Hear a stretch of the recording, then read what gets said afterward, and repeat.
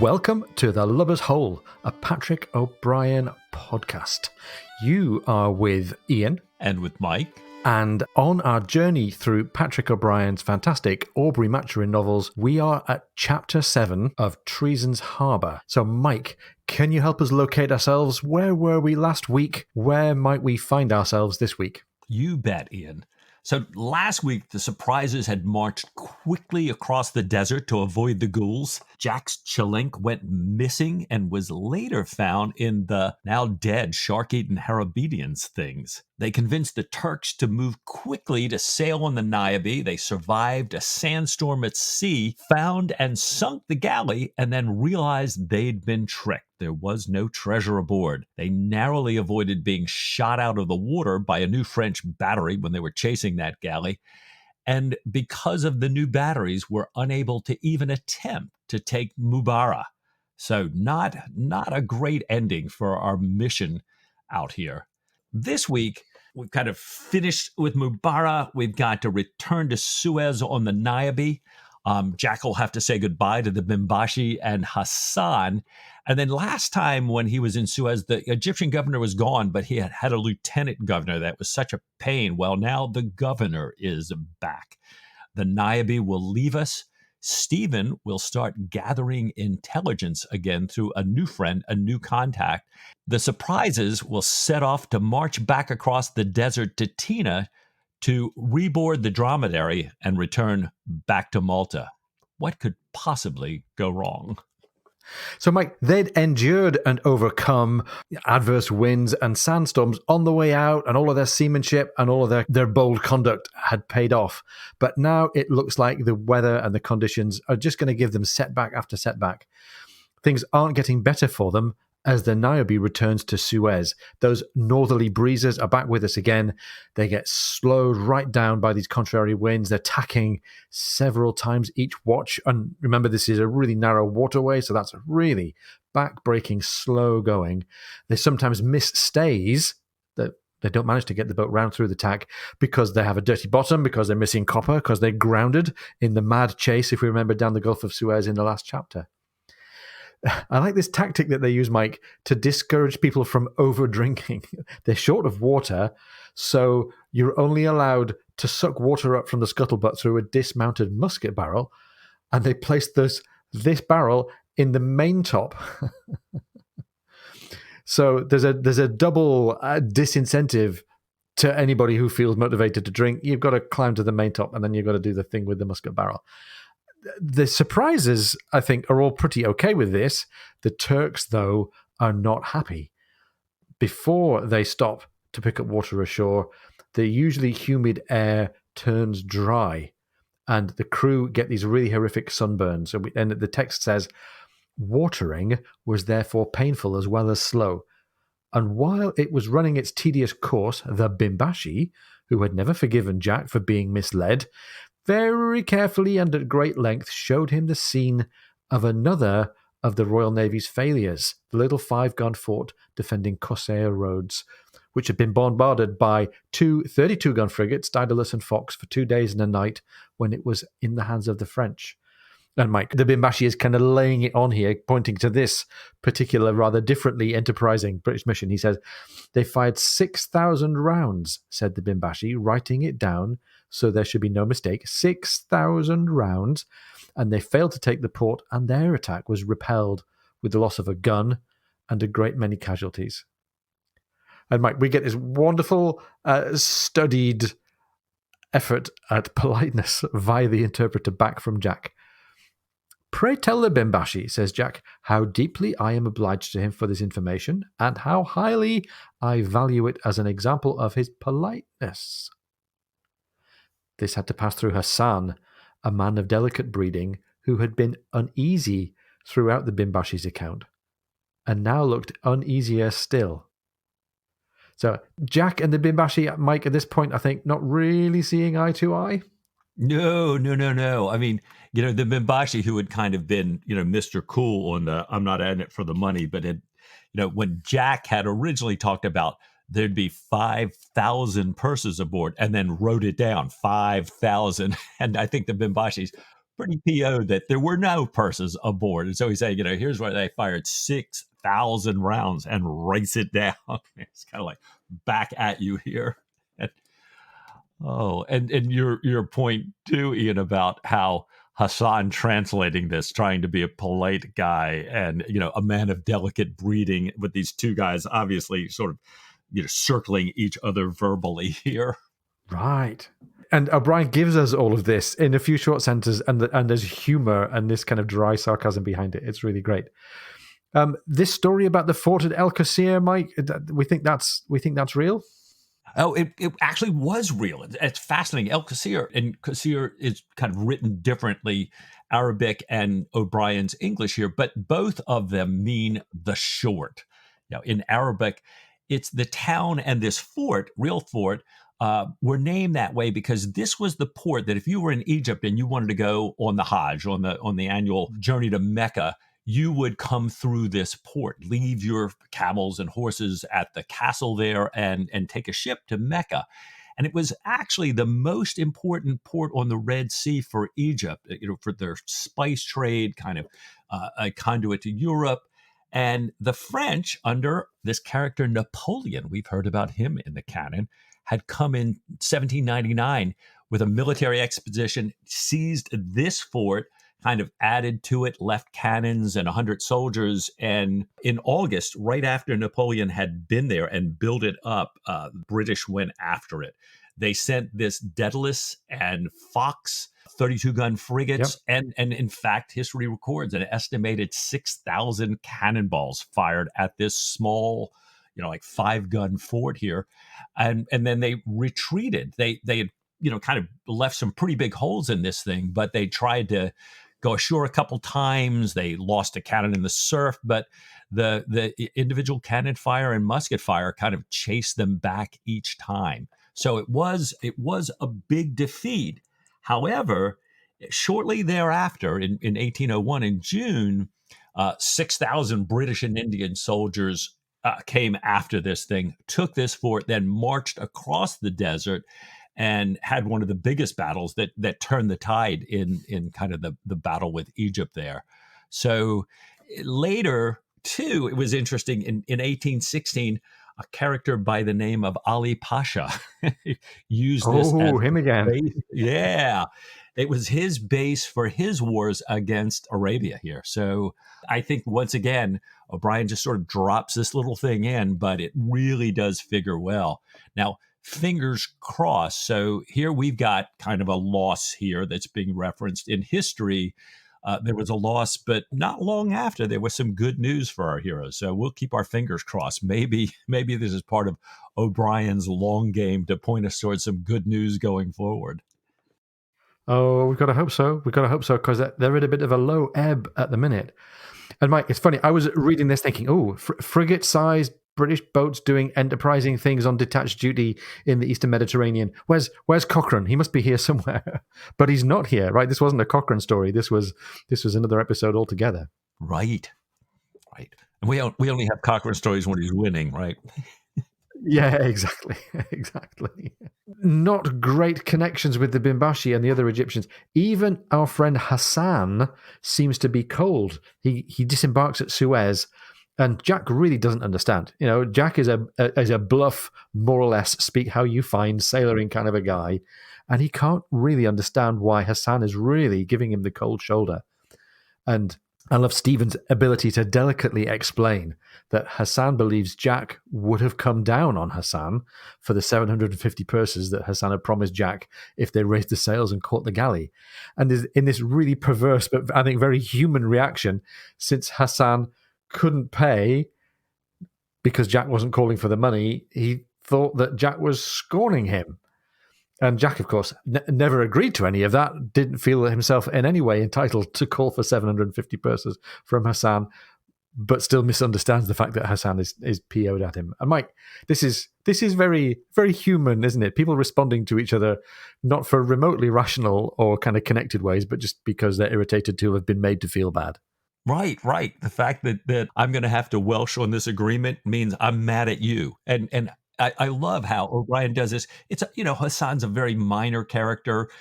We won't talk about whether we see him again, but he's just kind of on stage, off stage. But even here, we get these really nice little insights into human behavior and the human condition and the way we interact with each other.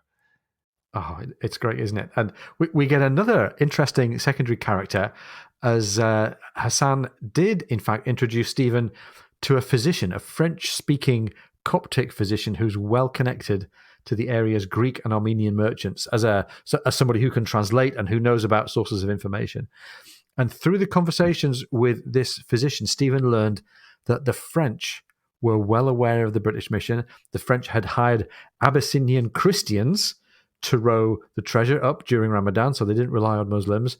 They had spread additional treasure rumors to entice the Niobe to lead her into that narrow inlet. The narrow inlet that the galley rowed past and the rowing past was one of the sort of triggers at the back of Jack's mind to go, hang on a minute, why have they been so easily dissuaded from going into that inlet? And thereby, the idea was that the French would have trapped the Niobe in the narrow inlet under the fire of the batteries, forcing them to abandon the galley, and that the French could then have captured or destroyed the Niobe.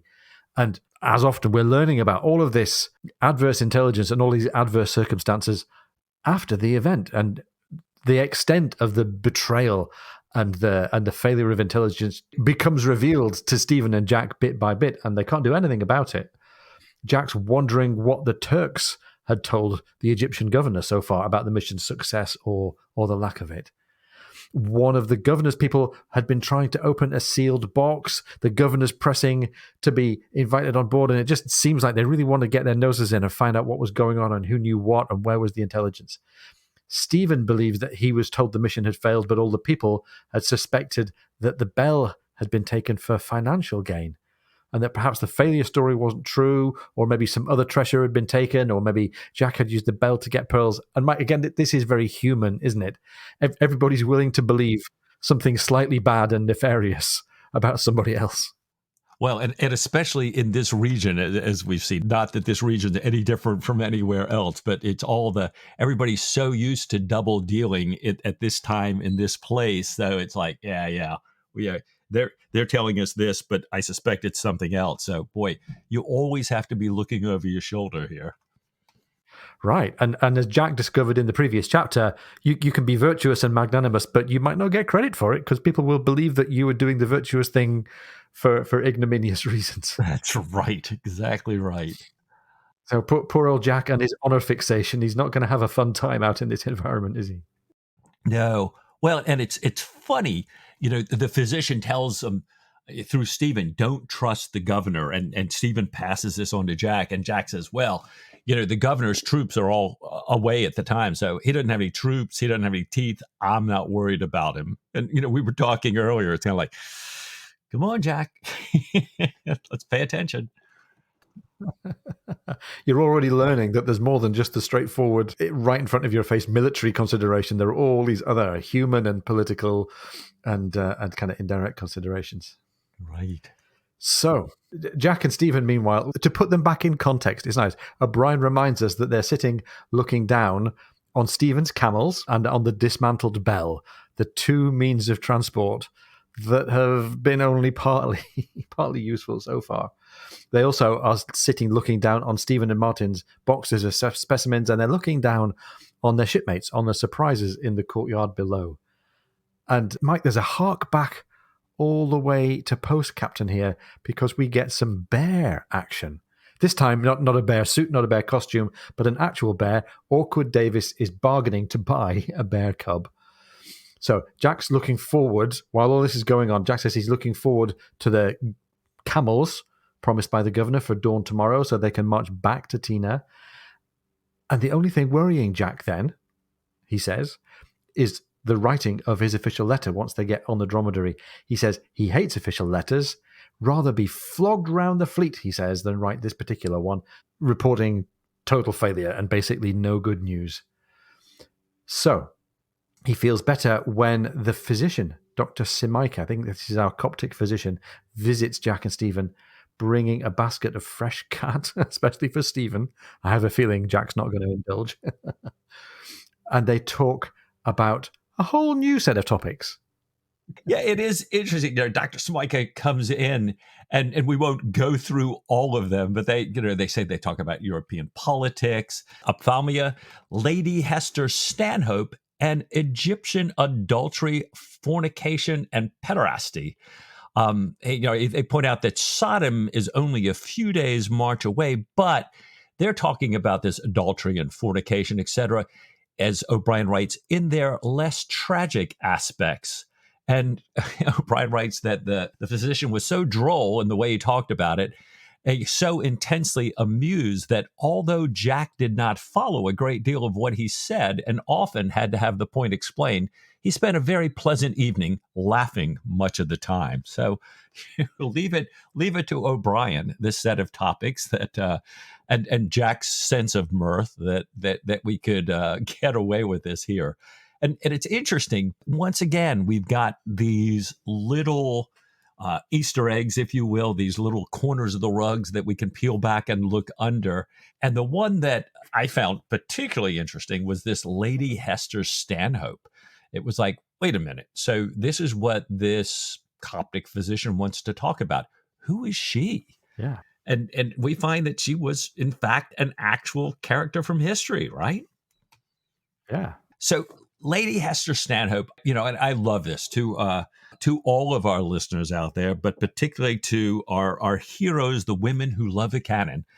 I think this is an O'Brien nod to say, yes, I'm writing accurately about this period, and I'm going to make women as complex and as interesting and as wonderful as they are by pointing out examples that even in this time, what was possible. So Lady Hester Stanhope, kind of born into a very powerful political family here. Her uncle, William Pitt the Younger, I believe, was prime minister. She lived at Walmer Castle with him and in London from 1803 until his death in 1806. And she was, kind of in the midst of that. She was his hostess because he was unmarried. And, she was a center of society. She's mixing with politicians. We've got the Napoleonic Wars. So she's also, history records that she was very interactive with the military and naval men at the time. She loved this kind of excitement, the potential crisis. And she actually liked male company in preference to female company because she found that men shared her interest and were more receptive to, what history records as her keen wit and forthright opinions. And, as I'm reading all through this, I'm thinking, anybody we know in the canon like this? Let's see, any female characters? And I was like, oh, yeah. So she's very tall for the age. She's almost 6 feet tall. She's a very colorful figure. We have this incredible impression she makes on all these soldiers who write about her. They actually call her the Amazon. And then her uncle is later out of power, and she's kind of, on the one hand, has lost some of what's going on there, but she's still well placed in society. But she does not like the restrictions of polite English society. So she decides, I'm going to head to the Middle East. And she just packs everything and moves off. There's a shipwreck. She loses all of her clothing. And she just decides to start dressing like a man for convenience sake. She is still very much, a very active and everything. The Bedouins write about her incredible horsemanship. She eventually settles in Lebanon. She's kind of a very influential figure in the region. And she has all of these things where she's defying conventions, both in Western and Eastern society. She had done this in England. She did it all around the Middle East there. She, for example, shaved her head and wore a turban for convenience. And she would go unveiled, even going and living and visiting and working in Constantinople, kind of the pillar of Muslim society. She didn't wear a veil. So I don't know, Netflix, first you need to do the canon, but somebody needs to jump on this story as well. What a fascinating woman, Lady Hester Stanhope. Yeah, and taking herself and her point of view and her role as an internationally well-traveled, very capable woman to all these interesting corners of the world. So, as well as talking about Lady Hester Stanhope, who sounds like she's worth a good 90 minutes of anyone's conversation, we had been talking earlier on, of course, about about fornication as well.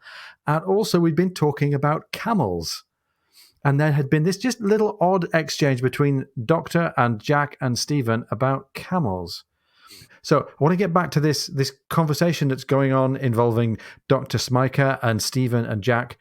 The Doctor's still there when the governor's secretary comes along saying that Jack ought to delay, leaving a confusing message. And the confusion's clarified a little by the Doctor, who says the governor had hoped to provide guards to accompany Jack and the rest of them back across the desert, but couldn't get them. He wants to send word to Tina and bring back Turkish soldiers to accompany Jack, and that's going to be a 10-day delay. Jack says, we know the way, we don't need an escort. The secretary asks Jack if he's willing to take full responsibility if anything happens in the desert. And there's this very deliberate scenario kind of played out. If, for example, one of his men were bitten by a camel, or if thieves picked his pockets at one of the wells, the secretary asks, will you still be okay? And then Jack says, that's fine. Let's stick with the agreed plan, camels at dawn, and wonders after the secretary leaves if he'll ever see those camels. And Dr. Simaika says, perhaps you may, with a very significant look.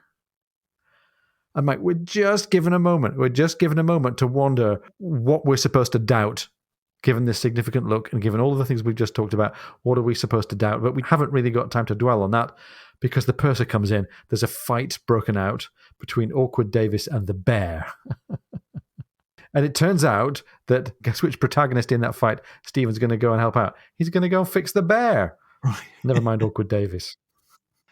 Yeah, it is amazing. And I guess just as the Doctor is about to explain his look, all this chaos breaks out and the Doctor takes his leave. Well, as they're tending to all that, Jack says, I've got it. The Niobe's getting ready to sail. I've got to go say goodbye to them. But they're in an inn with this great big central courtyard that they've been looking down on. And as Jack goes out to visit the Niobe, he gives orders that the gates to the inn are supposed to be closed because he does not want, the purser had asked about liberty for the men. He's going, no. We're leaving at dawn. I don't want to be running all over the brothels in town trying to round you up in the morning. Everybody stays in here. Lock the gates. And they do. They're going to lock them. They're guarded all night. And lo and behold, at dawn, the camels do appear. And O'Brien's describing the scene of the camels coming in through the gate. And all the surprises who had actually found a way to sneak out during the night and were drinking and carousing are all sneaking back in under the legs of the camels as they come through the gate. They line up for inspection before getting ready to head out. And they're reported all present and mostly sober by naval standards, meaning that, the worst drunks managed to stand up through the inspection before falling over. So they threw them on the backs of these camels. They put all their supplies on. And Killick is especially securing, as we know, all of Jack's valuables. He's, hidden the chillink inside his chest. He's double wrapped it in sailcloth, stuck it on the first camel. And then they march out of town. And it's fascinating to me, Ian, how they would do this back on Malta. They would kind of line up as if they were in the ship for inspection. The same way, O'Brien writes this scene, this departing of the city. Everybody all in there, the officers and the forecastle men, the foretop men, the main top men, the after guard, the baggage train. So we got this procession headed out at dawn into the desert. Well, do you know what, Mike? The one thing I think they're going to need, especially if they've been out on the town the night before, they're going to need some refreshment with them. So why don't we take this as a moment for us and our listeners to grab a quick break, and we'll come back refreshed and ready for the march across the desert.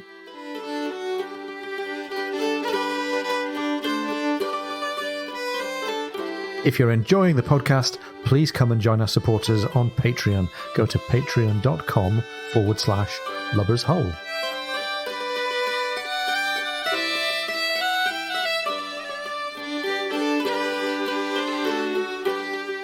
Welcome back. We're picking up the story with Jack and the surprises and Stephen, all in marching order, heading off out into the desert on their way to Tina. As the sand gets softer and deeper, The column, it says, became a long, straggling line because these guys are not in great shape, and keeping to a rigid field order is going to be a bit of a struggle for them. Martin comments on the drunken sailors being carried on camelback, and then starts to sort of muse on the role of riding and the pride of officers, especially officers in the Navy. He notes that in the Army, officers ride, and Stephen says, so they do in the Navy sometimes, and an eminently comic spectacle it is on occasion. But, he says, there is a tedious and I fear increasingly powerful sentiment that when something exceptionally arduous and disagreeable is to be done, like walking over a hot shadowless desert, then all hands must share alike, ton for ton and man for man. It seems to me foolish, inconsistent, ostentatious, useless, illogical. There's a nice little Stephen stack of adjectives there. Useless, illogical. I've often represented to Captain Aubrey that no one expects him to join in cleaning the filth from the ship's heads, nor in many other vile officers, and that it is therefore mere froth and showing away spiritual pride, nay, downright sin, voluntarily to strut about the wilderness like this. And Martin is kind of going along with this, but he says, well, hold on a minute. Forgive me, but you're doing so yourself with camels of your own at hand. And Stephen's in no mood to be deflected from his little rant. He says, that's only moral cowardice. My courage will increase as my ankles swell and my feet grow more blistered, and presently I shall silently mount my beast. And Martin's still not giving in. He's kind of going, yeah, but he says, we rode, you and I, on the march down. And Stephen says, a completely different story, says Stephen. This was because they marched at night while it was known that we spent the day botanizing. We were also unperceived. So again, Mike, I think Stephen's very willing to be a bit gently mocking and sarcastic about all the sort of mores and preoccupations and hang-ups that the sailors have. And he finds it pretty easy to paint himself as the truly logical, truly detached philosophical brain in the party. And it's so funny to me because Stephen, the guy who is like, we shouldn't be lording it above each other, pursers shouldn't be beating enlisted men, or people shouldn't kind of roundly, give these orders just because of their rank. But on the other hand, rank has its privileges here. And Stephen thinks, it should. I love this. He's kind of an uneven egalitarian here. And it's another one of O'Brien's, Stephen, like all his gray characters, are just shades of gray. They're not completely black or white here. And they're people. They're just people. Oh, I love it. It's great. I love that. Uneven egalitarian. I'm going to get a badge made out of that. I think that's great. So the men who'd been out all night, and I think that's quite a few, the men who'd been out all night slowed the party down, but not as much as the men and officers, including the captain, who were, it says, as shamefast and bashful in their actions as they were licentious in their speech.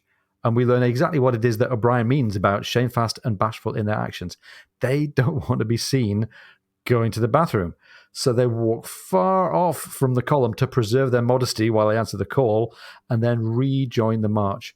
And on that first day, Mike, they only go 16 miles. As if all of this kind of discomfort and sort of slovenliness wasn't a signal that all is not well. We get O'Brien's favorite signal that all is not well. We get a dangerous animal in sight. It says that they spotted their first Egyptian cobra, 5'9" long, gliding across the sand, head up and hood raised, where they were to stop for the day.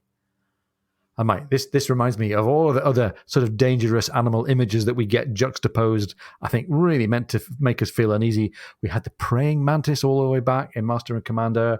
We had the sea snake in the sea aboard HMS Surprise on the way to Stephen's ill-fated encounter with Diana in India.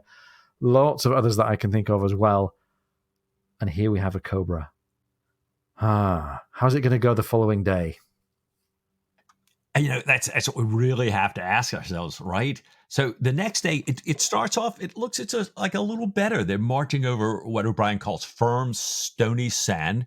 And so they're doing much better.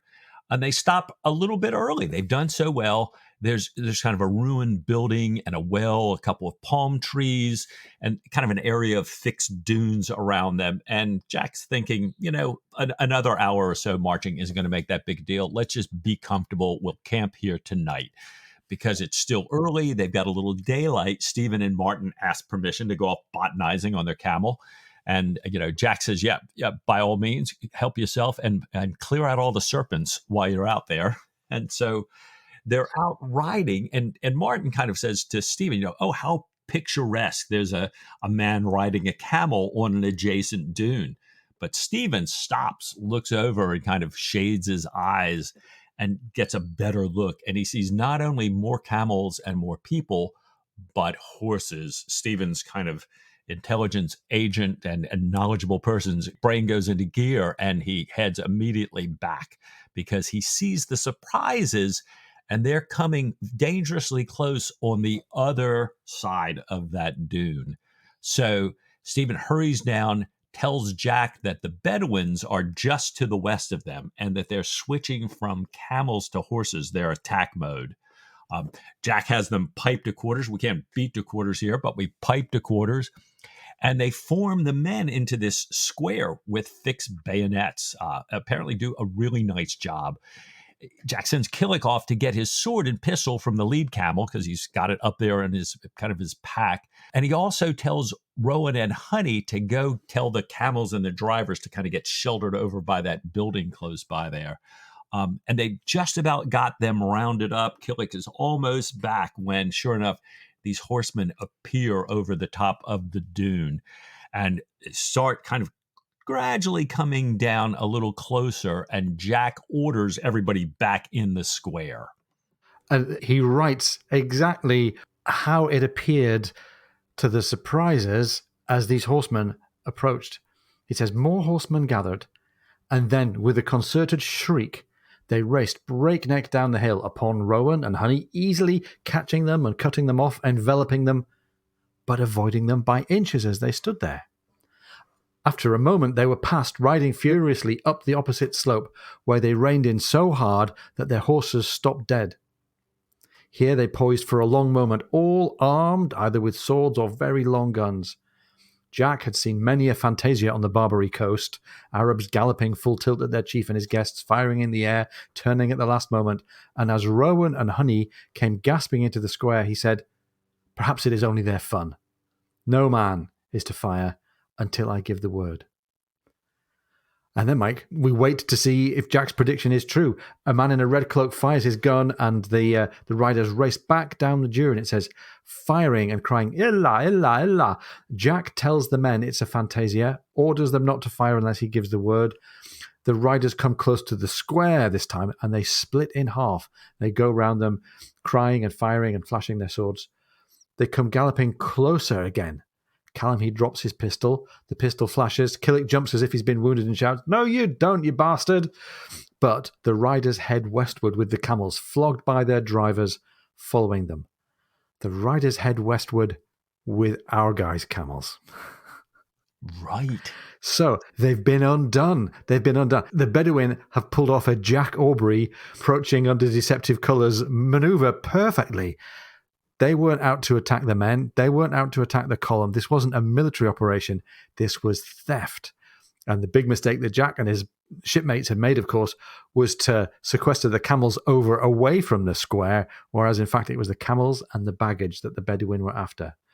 And we discover that only 2 camels remained, one whose lead rope had broken and one that Killick had tackled to the ground. So, Mike, we've got Awkward Davis fighting a bear and now Killick tackling a camel. Right. And, of course, Killick is absolutely chosen which hill he's going to die on here. He's tackled the camel that is carrying Jack's chest. Killick looks to be trampled, struck and kicked. He raises his bloody fist and says, I served the bugger out. They had lost everything. Everything except for Jack's chest and 2 large tents carried by another beast. So, Mike, they're pretty much done up here, aren't they? They're in the middle of the desert. They have nothing, including their provisions. Maybe this is why Dr. Simaika had such a significant look when he and Jack had been talking about the camels earlier on. Yeah, you really do have to wonder in this whole, the governor's clerk saying, and so even if you get attacked at a well, that's, and they pick your pocket, that's going to be okay with you. It's your responsibility, not ours. Yeah. I think Simaika was trying to get across to him that all was not well. Maybe the governor didn't have troops, but he still had teeth. He had friends on the desert. So they were going to get after what they thought this treasure was one way or the other, or maybe even something more devious. Who knows here? Wow, let's read on. But it's interesting that this example of the fantasia. This is a real thing. This is I guess, the Regency version of what is today still a popular cheesy tourist dinner show entertainment. Mike, I know I've been to one of these in the outskirts of Marrakesh. It's the way that the Bedouin tribes like to entertain the people that they're about to rip off. This idea of a fantasia often was actually part of celebrations and festivals, a little bit like jousting in a way, competing cavalry groups racing across a parade ground, finishing with coordinated firing of rifles in the air. And they were judged not only on speed, but by aesthetics, by the beauty of the group's overall performance, the horses, the riders, the guns, the swords, and all of that coordinated together. And tribes and villages would compete against each other. And these days, this is a celebration of Bedouin culture, but it's a celebration that goes all the way back to a custom that was for sure around at the time that we're reading about here. Yeah, absolutely. Absolutely. Yeah, really amazing to see too, and you can kind of understand how the surprises were all mesmerized watching this, only to find out that they did indeed have their pocket picked as they were distracted here. A great false flag. You would think all is lost here, as we said, everything's there. But Jack steps up and decides, all right, we got to have a plan. And he decides they're going to march again by night. And he's thinking, all right, so we got to get water. Well, we don't have any provisions, but we are at a well. It actually has some water in it. They take the sailcloth that Killick had wrapped around Jack's chest, and the sailmaker fashions a bucket out of that. So they keep bringing up water from the well until every man and every camel cannot take another sip. Everybody's full, and Jack says, well, come, we shall do very well, shall we not, doctor? And Stephen replies, I believe we may, particularly those among us who breathe through their noses to prevent the dispersion of the moist humors, who hold a small pebble in their mouths, and who refrain from pissing and idle chat. The others may fall by the wayside. here's Stephen's prescription. As long as you do these things, Yeah. you're okay. Otherwise, you're dished.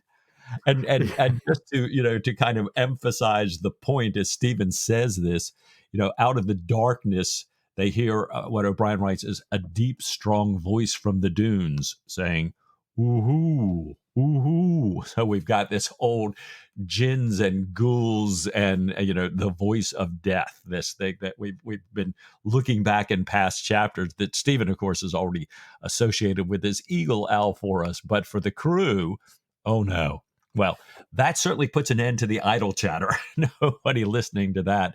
They're all chilled, but there is some very earnest, quiet talking going on. And the bosun approaches Mowat, who then comes to Jack, saying that the men would like the chaplain to ask a blessing on their march, because they're going to say, now that we've drunk everything we can, we're going to try to march straight through at night here.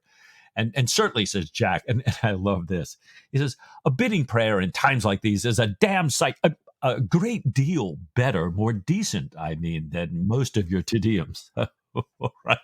Jack in naval form, realizing he's addressing with Martin, the Reverend there. And Martin agrees, he's going to do a short service. He does a little bit of the litany, has them join him in Psalm 60. And O'Brien just, puts the period there.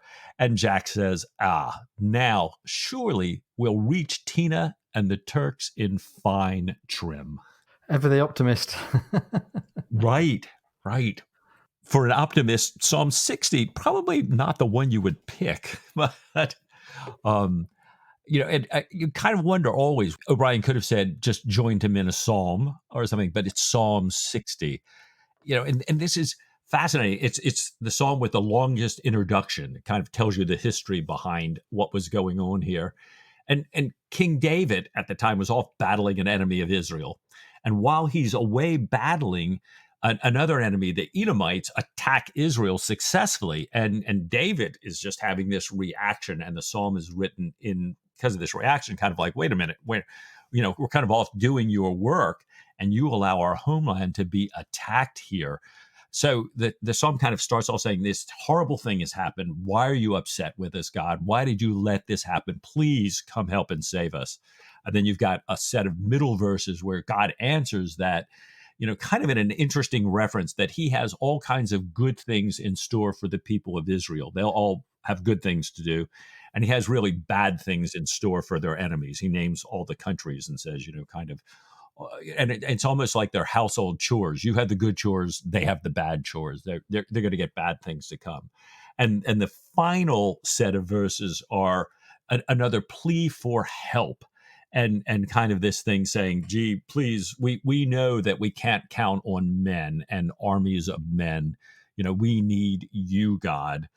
Humans can't save us. Only you can trample our enemies. So I guess for Martin, that was the thing that, you're with us. You're going to get rid of these ghouls and ghosties and things, and we'll head on, and we'll just have to see if we reach Tina in fine trim. Yeah, and we won't take it for granted that our earthly human skills and resources are going to be enough. Right. That's right.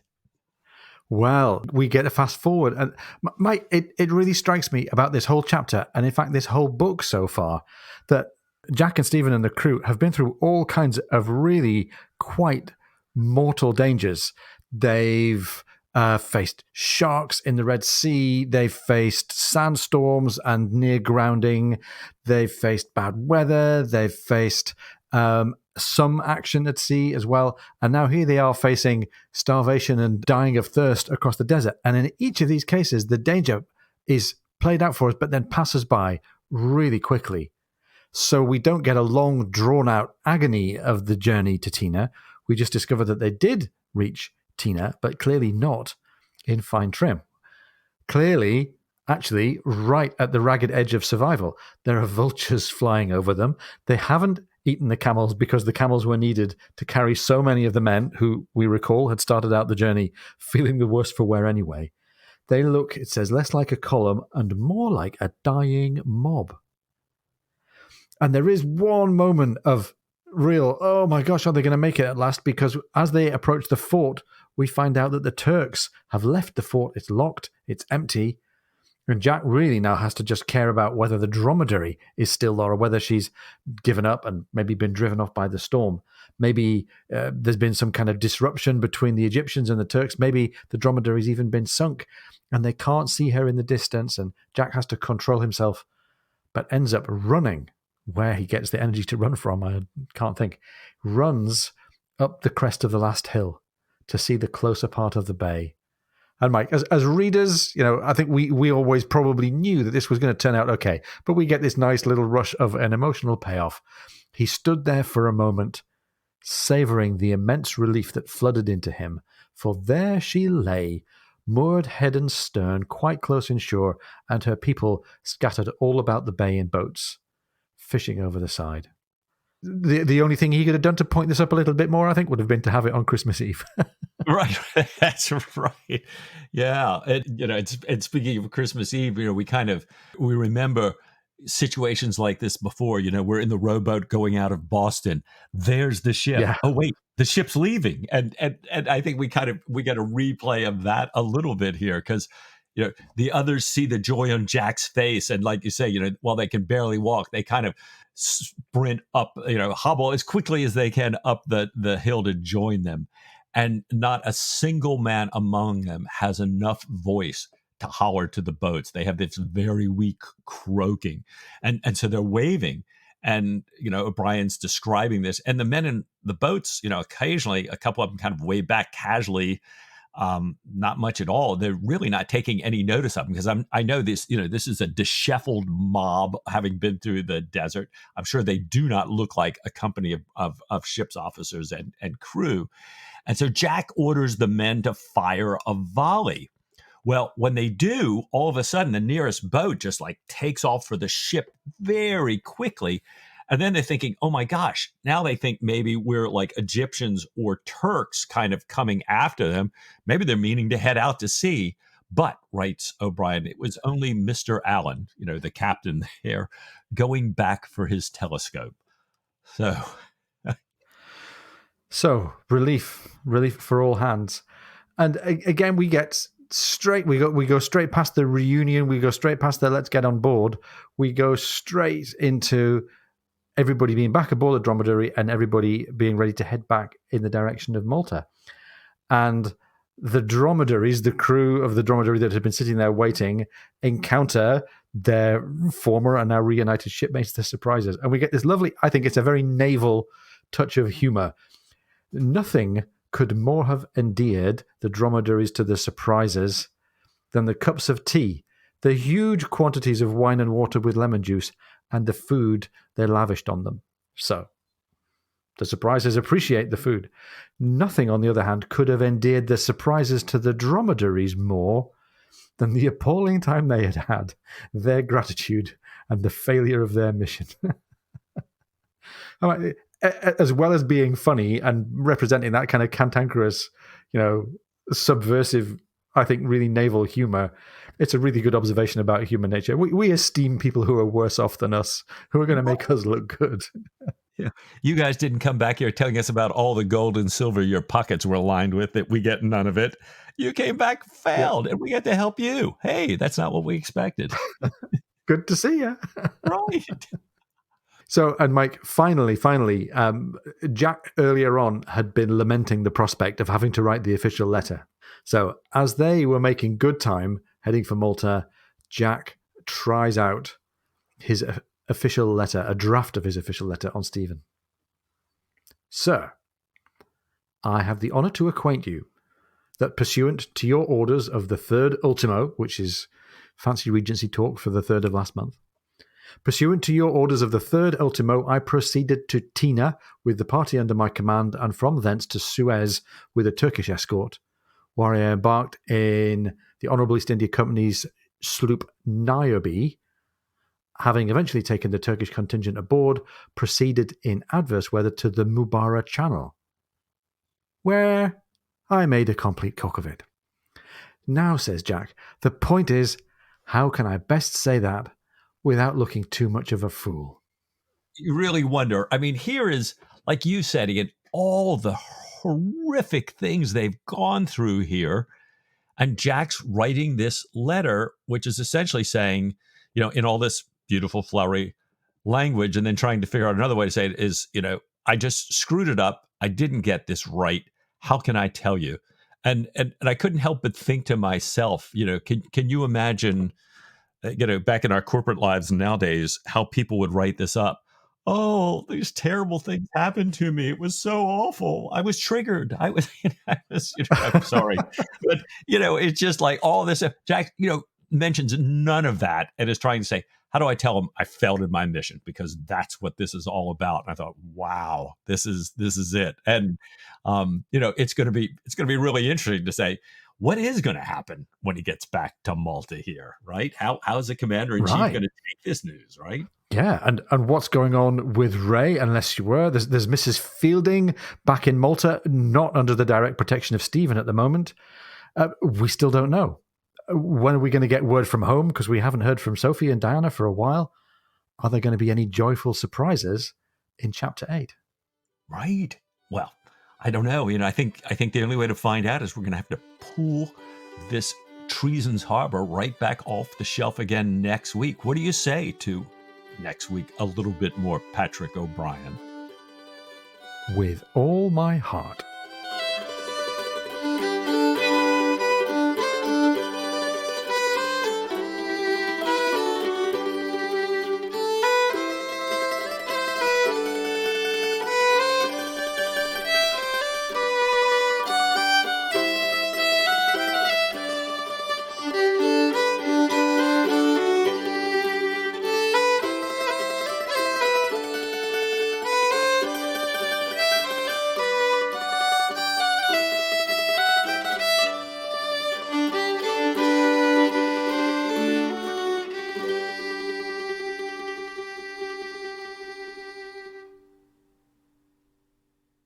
goodbye to them, but I want you. They're in this caravan caravan. No idea, mate. Anyways, they're in this inn.